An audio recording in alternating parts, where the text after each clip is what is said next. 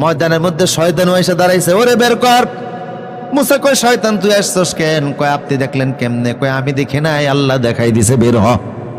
শয়তান চলে গেছে। এবার মুসাকে আল্লাহ দেখা দেন। আল্লাহ বলেন, আর একটু কাজ বাকি আছে। কি কাজ বাকি আছে? ও মুসা, পাহাড়ের মধ্যে অনেক প্রাণী আছে, তুমি আমি আল্লাহর নূরের হিট সহ্য করতে পারলো, আমারে দেখতে পারলো, প্রাণীরা আমারে দেখতে পারবে না। সকল প্রাণীগুলি আমি আল্লাহ বের করে দিলাম। সব প্রাণী বের হয়ে গেছে, মুসা আল্লাহরে দেখবে। 7 মাইলের এরিয়া, ময়দান খালি। এবার মুসা দেখে হঠাৎ করে একটা বিকট আওয়াজ হলো। ওই আওয়াজে গোটা ময়দান একেবারে গুটগুট অন্ধকার হয়ে গেছে। আরেকটা আওয়াজ হলো। মুসা কয়, ওই আওয়াজে দেখি অন্ধকার দূর হয়ে গেছে, সারা ময়দান আলোকিত।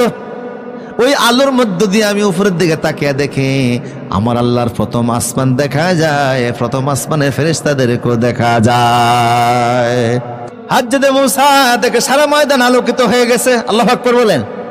প্রথম আসমানের ফেরেশতা মালিককে বললেন, ও মালিক, আমার ভয় লাগতেছে, আমি আল্লাহকে দেখার জন্য দরখাস্ত দিয়েছিলাম, আল্লাহ দরখাস্ত কবুল করেছে, এখন আমার কেন জানে ভয় হচ্ছে।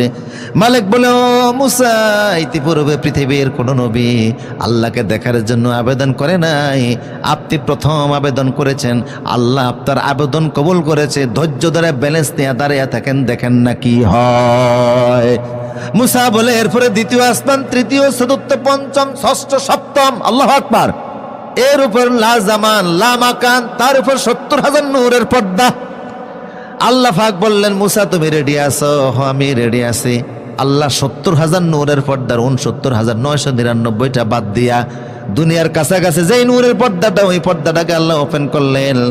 মুফাসসিররা বলেছে, গরুর নাকের মধ্যে যেই পরিমাণ ছিদ্র, অথবা আমার এই আঙ্গুল আরবিতে এটাকে বলে ভাম, এটাকে বলে শাহাদা, 2 আঙ্গুল এইরকম করলে মাঝখানে যে ফাঁক হয়, ওই পরিমাণ আল্লাহ ওপেন করলেন।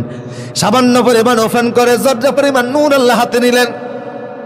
সকালবেলা সূর্যের আলো উঠলে ঘরের নিচে, টিনের নিচে দিয়ে নজর দিলে দেখবেন ধুলিবালিগুলো উড়ে চোখের মধ্যে ধরা পড়ে, ওই পরিমাণ নূর জর্রা। এই জর্রা পরিমাণ নূর আল্লাহ হাতের মধ্যে নিয়ে, ফালাম্মা তাজাল্লা রব্বুহু লিল জাবাল জাআলাহু দাক্কা ওয়া খাররা মূসা সায়কা, এই জর্রা পরিমাণ নূর আল্লাহ যখন তোর পারে ছেড়ে দিলেন, সঙ্গে সঙ্গে বেহুশ হয়ে মূসা নবী জমিনের মধ্যে পড়ে যায়। নূরের হিট সহ্য করতে পারলেন না। উনি তো দূরের কথা, পাহাড়টাই হয়ে গেল 3 টুকরা। এক টুকরা চলে গেল জর্দানে, আরেক টুকরা লেবাননে, আরেক টুকরার মধ্যে মূসা নবী বেহুশ হয়ে পড়ে রয়েছে। 7 দিন পর্যন্ত ওনার কোনো জ্ঞান নাই। কয়দিন? আল্লাহ তোমার লীলা খেলা কেউ বোঝে করলাম, আমারে দেখা দিলেন না। উনি আমার শেষে আসে, তারপর উনি আসমানে চলে গেছে। কথা বুঝেন কিনা?